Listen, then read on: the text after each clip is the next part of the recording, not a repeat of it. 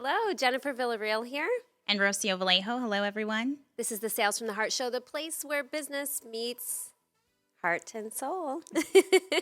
You thought I forgot just because we've been away for a couple weeks. Actually, we had a nice little break over the holidays, and we want to continue that discussion with what everybody is talking about in January. What is that? Setting goals. Setting goals, New Year's resolutions, and being all gung-ho about setting these expectations for ourselves, and then quickly into February or even sooner, we tend to drop off these goals and we lose that momentum. And so we want to give you a different perspective on taking a look at the new year. What are some of the things that you don't necessarily like about New Year's resolutions, Rocio? Well, I don't like New Year's. Can we start there? Sure. I don't like New Year's Eve. I think I mentioned this too, but I find it a little depressing. Why is that? I don't know why. I can't pinpoint why. I don't know if I know this year for me, 2014 was huge. I a lot of growth. I went through a lot of growth. I made peace with a lot of my past. I don't know. I feel kind of really connected to 2014. So was it hard to let go to that? Is that what prompted that little bit of a I think so. And then, I have a really solid foundation now, I think. So 2015, I'm kind of feeling the pressure, So now that I have got that foundation set in place, that infamous foundation that we're always talking about, now I need to act, Right. really put forth the work. So I think maybe a little hesitation. But yeah, I just find it a little different. But it's not even just this year; it's every year. I don't like New Year's. I actually hear that a lot from people, and I think you hit on one key word there, that pressure that we feel, right? We hear everybody posting on Facebook and social media about, hey, this is going to be the year, blah, blah, blah, blah, blah. And it makes us look at our own stuff and say, well, geez, what do I have set forward for this year? Or I'm still trying to recover from last year or the year before, or I set these expectations and these goals, and oh my gosh, I'm continuing them from years before onto now, and I'm not getting to where I want to go, and then that funk starts to set in. Also, we might compare ourselves to other people out there, and then, we start to retreat, and we don't have that momentum moving forward, but yet we feel the pressure that we should. Right, and I don't like setting resolutions. I've always been more of I like to set intentions for the new year, and not so much goals, because I feel like I'm constantly working on myself. It's not just something that I do, a couple weeks prior to the new year. And you won't find me in the gym, the month of January, and then I fall off, which a lot of people do. It's something that I'm constantly working on myself. So I think this idea that, the weeks leading up to New Year's, you really have to sit down and refocus or regain focus on your life and your goals. I think it's something that should be consistent. Right. So yeah. Well, let's actually focus a little bit on, before we jump into the new year, reflecting back on the previous year. I don't think we actually acknowledge that, We just disregard what happens, and we wipe the slate clean. We say, this is a new beginning, and I can start fresh, and I can start over. But what about looking back on 2014 and actually asking yourself, what went really well? What were some of the successes, no matter how big or how small? Reflect on those. And it's not something that we should do just once a year. We should do that on a consistent basis. So when I work with my clients, we actually do that on a weekly basis. And we look at some of those things, because you might get to the next week and you say, oh my gosh, I have so much to do and I didn't get anything accomplished. But yet you're not acknowledging what actually did happen the week before. And sometimes those things it doesn't have to be this big monumental thing, but it's those little things that add up throughout those weeks, then throughout the year, that prompt big change. Right. And I don't think it was until we started working together that I started to acknowledge that, even a little bit of progress is still progress. Right. And that really does help feed your morale. Yes. And keep that momentum going. Yeah. Right. And it allows you to then take action and implement these things that we're learning. So it's not just a feel good, rah-rah, motivational thing. That motivation, again, needs to come from within. We tap into, what is your why? right? Why do you show up and serve 100% each day, regardless of what you're doing as far as your industry, where you're working? How can you be present all the time? But also, how can you fill up? And we can fill up by acknowledging these things that we have accomplished, how we've served other people. So when we're looking back into 2014, write that list down. Look and see what it's been. What were some of the maybe larger accomplishments that stand out? And then what are some of the minor ones, the things that we might look past each and every day? Whether it's, hey, you made dinner for your family 3 out of, 7 days. Or in Rocio's case, 6 out of the 7 days. 6 out of 7. Whether it's, you reached out to a stranger and you asked them how their day was going and you said hello. And normally maybe you don't do that because you're just so focused in your own world. That's a success, right? You can measure these things on different levels, not just what's in your bank account. And although that is important, you want to acknowledge all the other things that take to make up that financial so-called success, right? Definitely.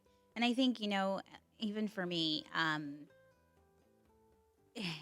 sometimes it's okay if you don't meet all of your goals for the year. Because I think I've heard a lot of people say that they had a list and they had dates, and things that they really wanted to accomplish that they didn't get to everything on their list. Well, damn, excuse my language, but if you at least got to, a handful of those, that in itself is huge. And you should commend yourself for that. Right. Yeah. I think it's important to take a look at what that list is. Are you putting too many things on your plate? Are you putting too many demands? Are you not actually mapping it out on your calendar? Are you creating what some people like to refer to a vision board? But I think that sometimes can give some false expectations too, because then what steps do you need to actually take to implement that? I'm not completely knocking a vision board, but I think, there's something beyond that, right? That might be in addition to another step that you can take. Excuse me. So, it's important to first put it on your calendar, set some dates on there, make sure that it is something that's realistic and that can get done. But also, what is it going to take to get there? And are you trying to do everything on your own? Or are you actually seeking advice and help from other people, other resources, people who have done it already before? Are you taking the long way to get there? Do you feel like you have to go through and get all this knowledge first before you can implement? Well, a lot of times people get stuck in that phase, and that actually causes that paralysis, right? Right. And then again, putting all the pressure on your own shoulders of trying to get this done. And is it really a priority? Maybe one of the reasons that you're not getting to it is because there are other things that need to come first.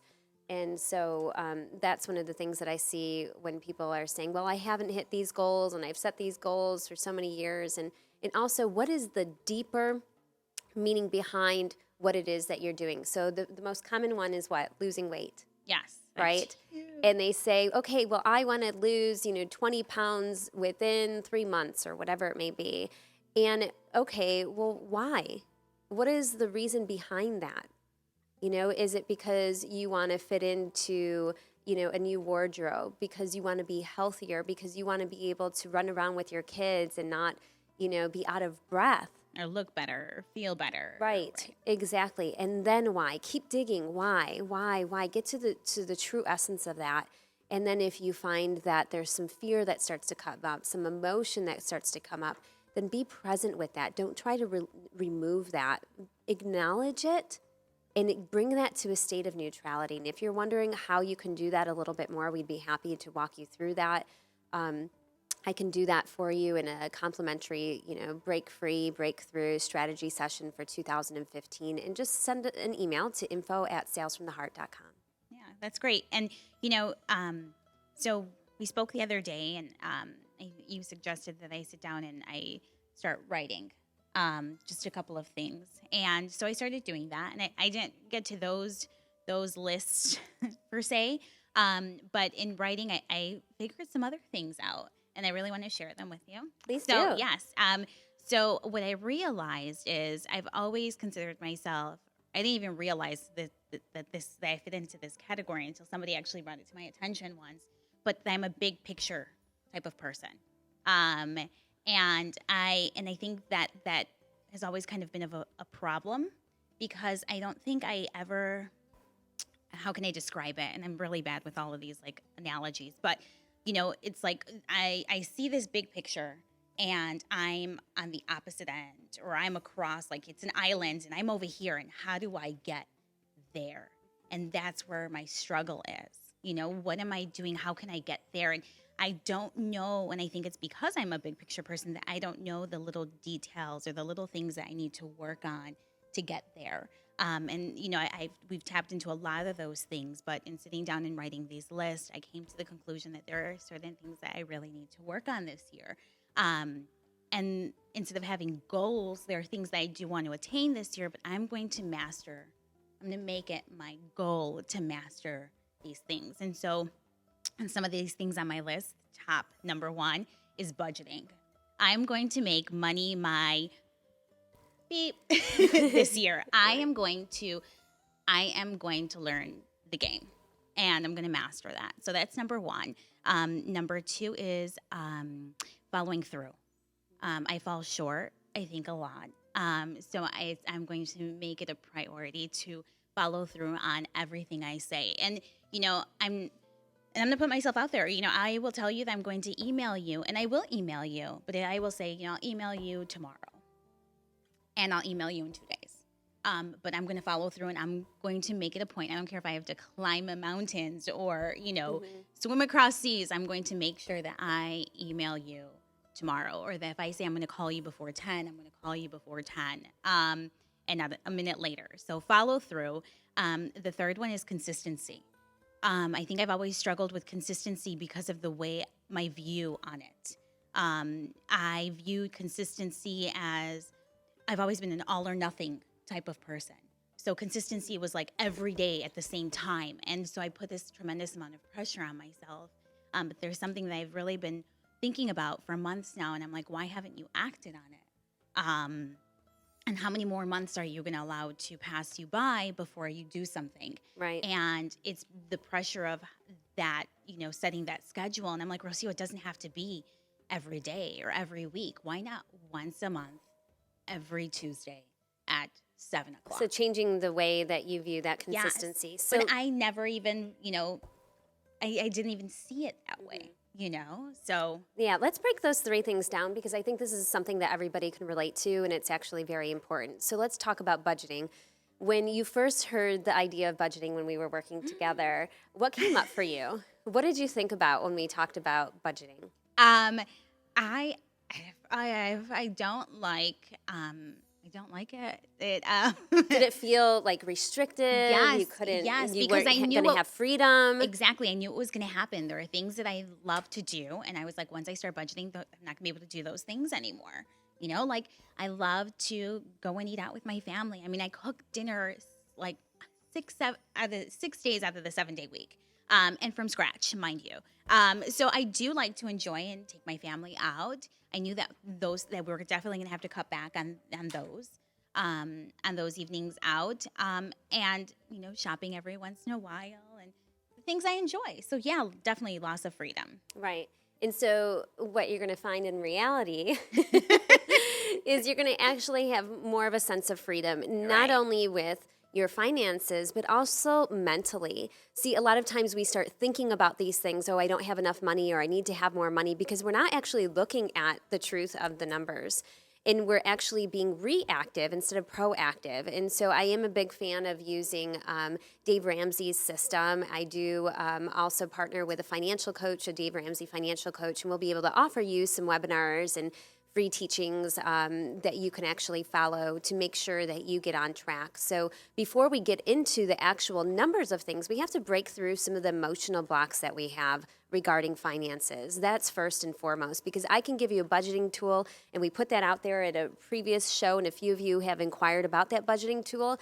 But more so, I would think most of you were a little resistant because you're saying, I'll get to that later. So please make sure you send us an email, info@salesfromtheheart.com. And we'll get you started on some of that info to allow you to free up your finances. So when the holidays come around, you're not worrying, you're not scrambling, oh my gosh, how am I going to get, gifts for my loved ones, and oh, I'm going to have to work extra in January and February to make up for this, and now you just went into the new year with extra debt. Right? And so it's really, really important to go back and we connect those dots of what was actually leading you up to this point about your finances. And believe it or not, a lot of times it trickles from childhood. It trickles from hearing your parents discuss money or, the constraints that they had, or you tend to repeat some of the same patterns, or you find that that was so traumatic for you that you want to be so different from your parents that you're out there and you're struggling and you're working hard, and so you don't have to struggle later. And then that's affecting your relationships. It's affecting your health. So we want to make sure that this is healthy balance for everyone. Definitely. And I think, we, working together, I was able to relieve some of those blocks that I had. And that's helped tremendously. And also, I think I mentioned to you the other day that I heard that, and you've said it too, it's always the feeling that's tied to the action.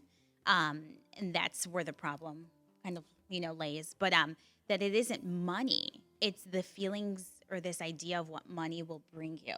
The freedom, the peace of mind, et cetera, et cetera, et cetera. Which can be scary to people as well because they haven't had that. And so they're so used to being in a state of chaos that they know what to expect.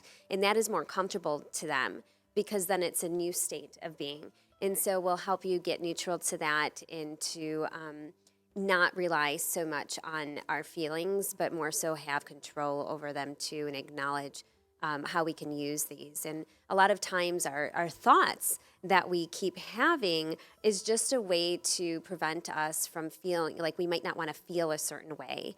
And so that's going to trigger something. So when we're talking about money, we might feel, oh my gosh, we're being controlled because that's how it was when we were growing up and, your family situation was so controlling and you just want to be free. And so that money, that budgeting aspect represents, rules and, just a controlling aspect about how you can live your life. And I hear it all the time. Oh, you only live once and just go ahead and buy it if you want it. And then before you know it, they're acquiring all this debt. And then what? Yeah. Not good. So that was the first thing, was That's the around first budgeting. one. What's Yes. the second one? The second one was following through. Yeah. Yes. And so when I hear you talking about following through, I also hear a level of overwhelm, over maybe even overcommitting.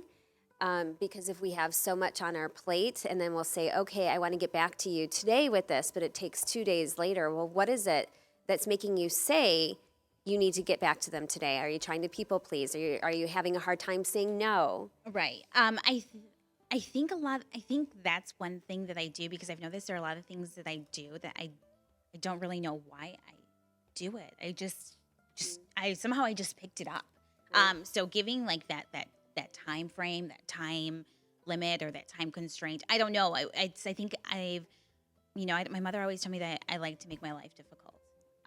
I don't know why. Wise words, Mother. They like to make my life difficult. That I like the challenge for some reason. I don't know. Right. But yeah. We might be used to that. We might think, okay, life is a struggle. I had to struggle. I had to prove myself to other people. I had to prove my worth. I had to chase down. So then you continue that pattern. So that's yeah. pretty, I think even good. talking the other day, I brought up, and there are so many layers. And when you start peeling the onion back, it's just another layer and another layer. And it wasn't until we were talking the other day and you were telling me you need to pray for peace of mind. You need to sit back. And I was like, I don't know if I can do that. It's not my character. And I thought about when I was a child and how I loved going to the doctor. I loved going to the dentist. I loved finding out what the problem was so I could fix it. Let's fix it. You don't feel good. Let's fix it. There's a problem. Let's fix it. So always working to fix it. And I think that when we started working together, I remember telling you, I'm so tired. I'm 32 and I feel like I've lived a full life. I'm exhausted. Because you're putting all the pressure on yourself to try to fix it. And maybe for you, your life lesson is to do the opposite, is to release and let others help you. Right? Well, yeah, totally. That was my life lesson for a while too, was always having to do stuff on my own.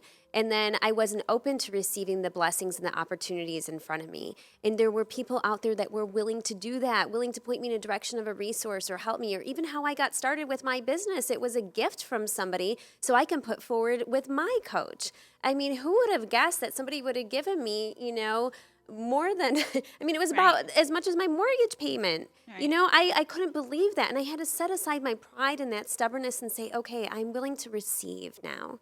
And so if you're one of those people that is go, go, go, and you need to do it all on your own, and you don't want to reach out for help because you've had to do it and struggle, wow, let me tell you, release that and watch the blessings that come through. Right.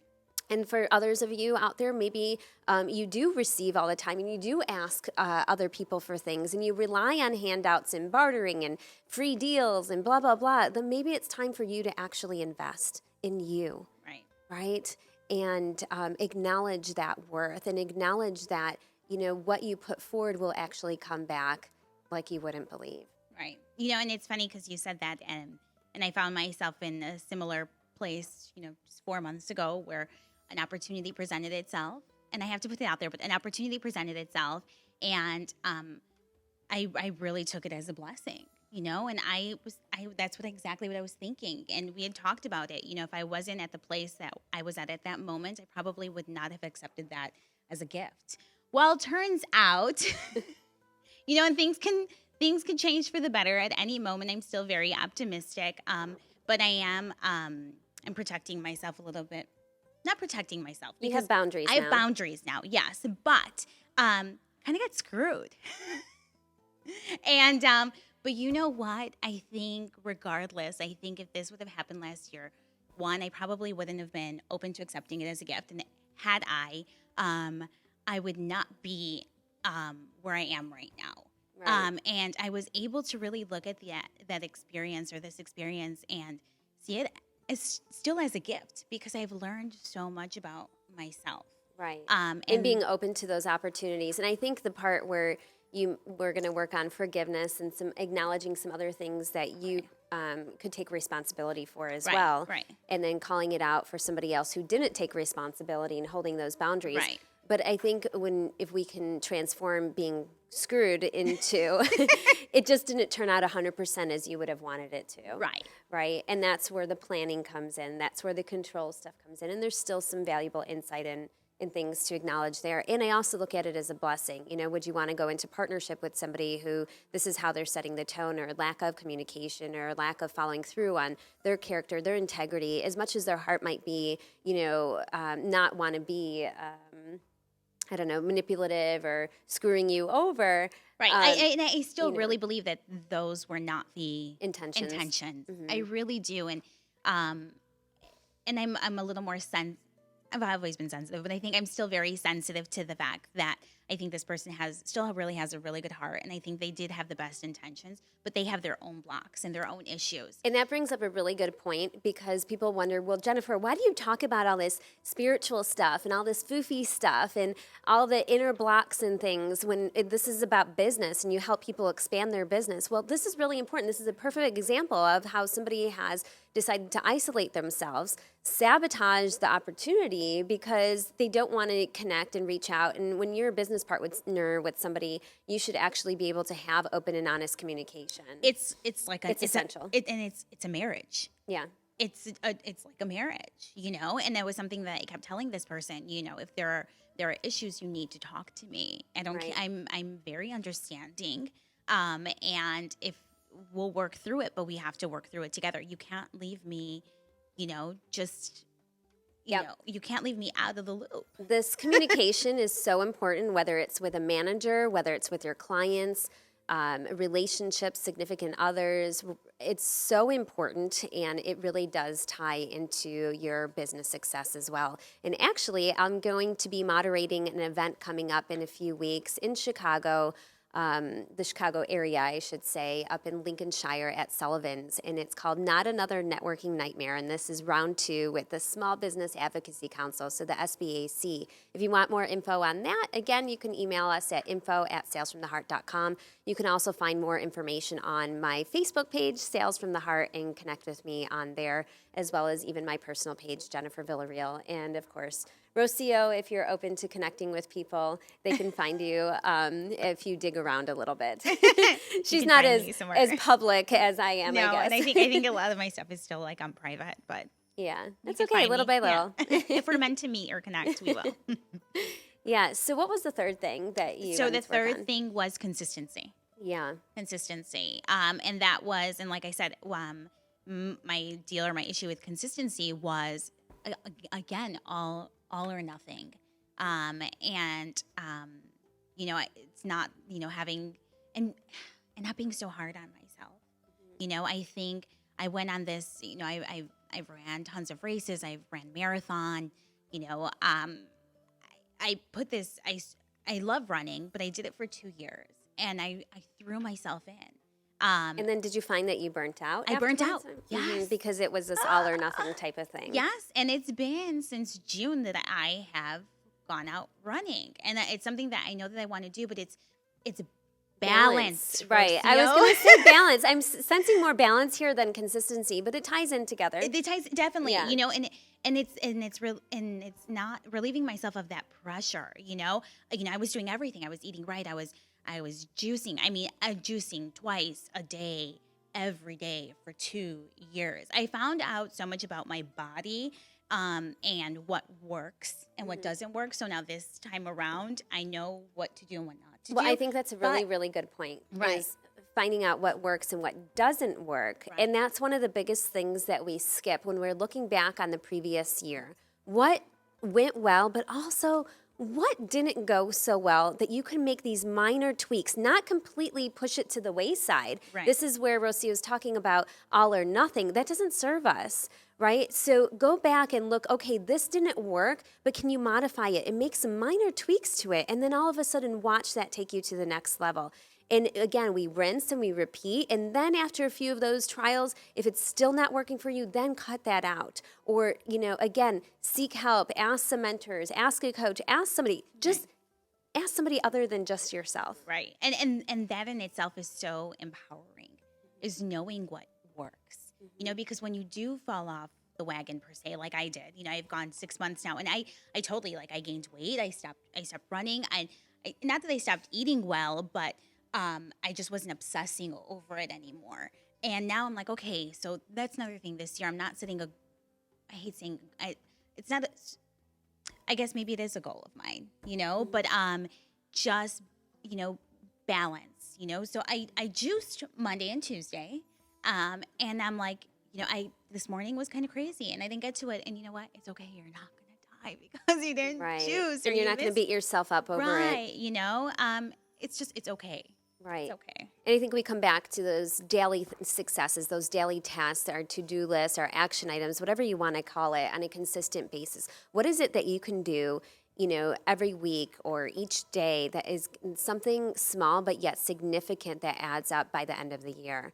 And that way, when we get to that end of the year, we're not feeling like we're in a funk. We can actually reflect back and look at, these things with an open heart and move into the new year with saying, okay, I'm going to acknowledge this. It is okay. It's okay to fail. It's okay to make mistakes. It's okay to not know it all. And what can we tweak moving forward? Yeah. And I think, fail was a word that, just hearing you say it, I'm like, I am okay with that. But just the idea of failing at anything, how dare I, and now it's okay because I've learned that in those failures, I learned so much. And again, I'm empowered. So I'm going to take that and take what I learn and I'm going to apply it elsewhere. And when we started working together, you had mentioned the armor. You start putting all this armor on, and when a similar situation presents itself, it's not now you're prepared. And I see that. Right. And you don't always have to fight your battles. Right. And on a spiritual level, we understand that we already have that victory, that we are already, victorious here, and that the battle has already been won. And that's part of that manipulation that happens in our mind where we think, oh my gosh, we have to struggle, we have to fight, we have to work so hard. And sometimes we just have to release that and allow, spiritually that to come into our hearts, to fill us up, to connect us with the people that are meant to be in our lives, and then to take action and take those steps. You still have to move and walk through that storm, But just remember that you're not alone in that. Right, definitely. Yeah. And then some fun ones. I'm going to try to wear more color. You It's a little crazy pattern. always but I thought it have was great, nice. great design and clothes and things like that. One of my things that I don't like to do is shopping. And yes, I'm still a female, but I don't enjoy shopping. love So shopping. instead, I sought the help of somebody else who is going to put together that image and those clothings. It's And you good. and I are going to still go on a little bit of a shopping spree and pick out my clothes, or I'm just going to raid your closet. I think that's probably going to work too. I think we're similar size. I think you're a little tinier, but I Are, think are I you have. talking about these? I think no. I actually think. You know, it's so funny because when I was on this like You missed my joke. Yeah, I did. I totally caught it. But when I was on this show, this huge workout kick, and I got really, really tiny, and I really don't like wearing dresses too much. I don't know why, but I bought all these dresses and all these really form-fitting dresses, and they're all just sitting there, and they probably fit you. Oh, great. Well, I'm coming over this weekend, so although you're going to fatten me up with some pasta first, right? So, yeah, I think this is great. Well, once again, our producer went on Santa's sleigh, and he left us, and the show was over about 20 minutes ago. So we will continue to talk and know that we're here to support you throughout the year. We have some different guests that'll be joining us coming up in the future months. And of course, we want to be able to answer your questions. So keep those coming in. And yes, we'll be diving into more about communication. That was a question that somebody had messaged us. And hopefully maybe you can attend an event that's coming up again in a few weeks. So stay plugged in with me and we'll get you posted with all those great events coming up. We have one this Saturday up in Yes. Libertyville, just specifically for the ladies, and it is geared towards Women of Faith, and that's who actually puts together this event. It's a simulcast by Women of Faith, and it's called From Survival to Revival 2015. I love that name. Yeah. Yeah, that's great. There's a lot of things that we want to make sure that we clear out for the new year, and that was one of the things that was important for me too, is what do I want to release and keep in 2014? Still acknowledge that, this happened, that, but there was a lot of growth. How can we look at some of these things and allow yourself to feel whatever it is that you want to feel, release those emotions, release that anger, that resentment, whatever it is, and then how can we actually transform this moving into the new year? Yeah. That's really important. So, Definitely. Very powerful. yeah. Awesome. Should we bring a little guest on today? We can. You want to come be on video? Come on. Come say hi. Don't be shy. We have a fabulous guest with us today. She is 5 going on 15. And her name is, go ahead, speak into the mic. Sit in your mommy's lap. Look at the camera and tell everybody what's your sorry. name. Go ahead. Sophia. I promise you she talks. The And mic isn't on she's- mute. And she's so not this shy.